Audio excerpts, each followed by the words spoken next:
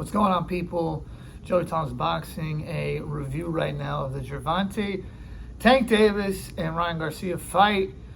First of all, you know it's a big fight when you see all the high rollers there. Sugar Ray Leonard, Mike Tyson, obviously Floyd Mayweather, Oscar De La Hoya, and Bernard Hopkins are going to be there because it's their fighters. You got people like Allen Iverson, Paul Pierce. I'm talking from other sports now. Micah Parsons, Mark Wahlberg was there.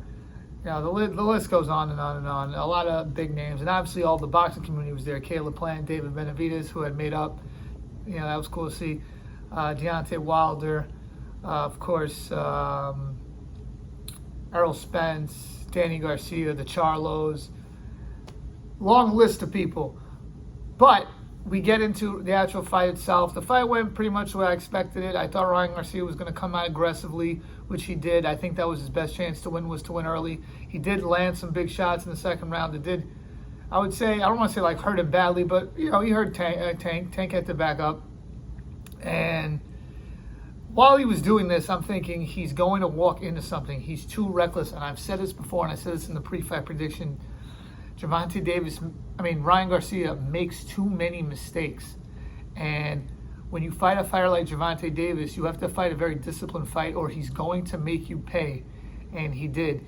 And the problem that Ryan Garcia had in this fight was he followed Gervonta Davis around the ring. He rarely cut the ring off. And as George Foreman used to say on the HBO broadcast, you don't follow a puncher around the ring. Ryan was using his jab early, but then once Gervonta caught him, he kind of turned up into a shell of himself, in my opinion. Then he was like too respectful. And at that point, it was just, the Gervonta Davis show. I thought Ryan did better around 4, and I thought in the 6th round of the fight, Ryan actually started hurting Gervonta Davis. And to Ryan Garcia's credit, and what Goosen seems to be working on, he was throwing the right hand with a lot more authority there, and he was actually hurting Gervonta Davis with the right hand, which was something that I did not think he could do. But again, as the fight just kept going on and on and on, I felt like Gervonta was going to win. I felt like Gervonta was controlling the pace, and Gervonta seemed to be in control for, I would say, 85% of the fight. I think that Ryan actually landed some good shots, but then Gervonta catches him and hits him to the body. And it's funny because at first I didn't even realize he hit him with the body shot. And then he goes down. I'm thinking, like, he's hurt. His nose was bleeding. And I'm thinking, all right, he's just taking a knee. He's going to get up. But then after like 6-7 seconds, I'm like, wow, he's not getting up. And the fight was stopped. Ryan Garcia got knocked out. I did predict a 7th round knockout, but I thought that it was going to be in, with the headshot, like similar to what it was in the second round, not a body shot. But credit to Tank. This was probably the best I've seen Tank fight. I really liked what I saw. I think that Ryan Garcia is a good fighter, but a flawed fighter. I don't think he has the defense, the jab, the right hand. His ring IQ is not high enough. I don't love his chin.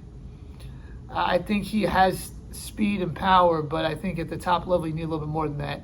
He almost reminds me of an Amir Khan, where he was, beloved. He looked a certain way. He had fast hands.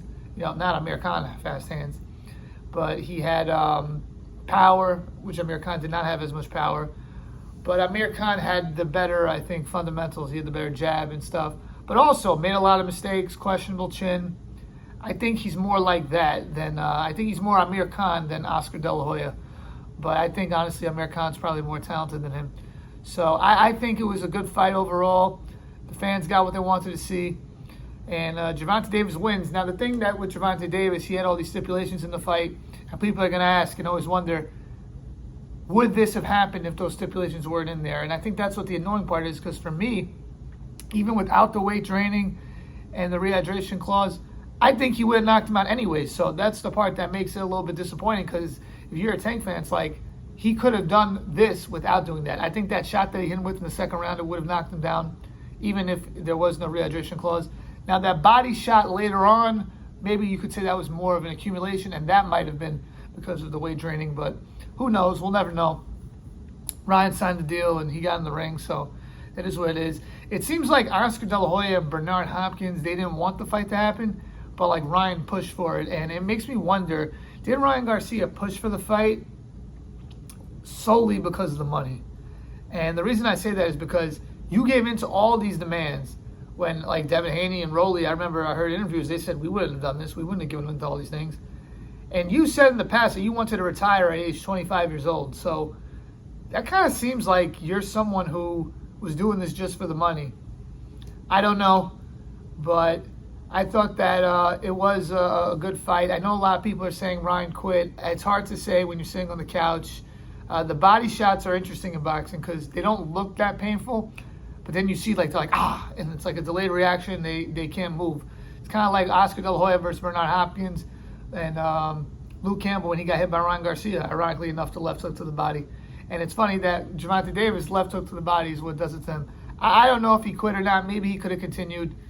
That's there's going to be open for speculation. I will say this: the shot that Hopkins hit Oscar with, that looked like a much bigger punch, and like Oscar was like on the ground, whereas with Ryan, he kind of was looking at the ref, and I was thinking, like, is he taking a knee, whatnot? So it is what it is. He was a good sport in defeat, and it was overall a good fight, but to me, the big fight is Haney and Lomachenko. That's the real undisputed. That's the real fight to see who's the best at lightweight. This is just like a good fight for the fans and all that, but to me, that's the fight. Gervonta Davis' stock is through the roof right now. He said he's the face of boxing.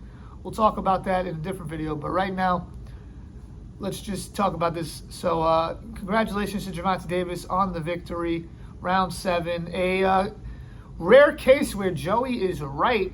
Called the round exactly, called the fight exactly. Not exactly, but the round and the result exactly. Gervonta Davis wins. Let me know what you guys think. Please like, share, comment, subscribe. Peace.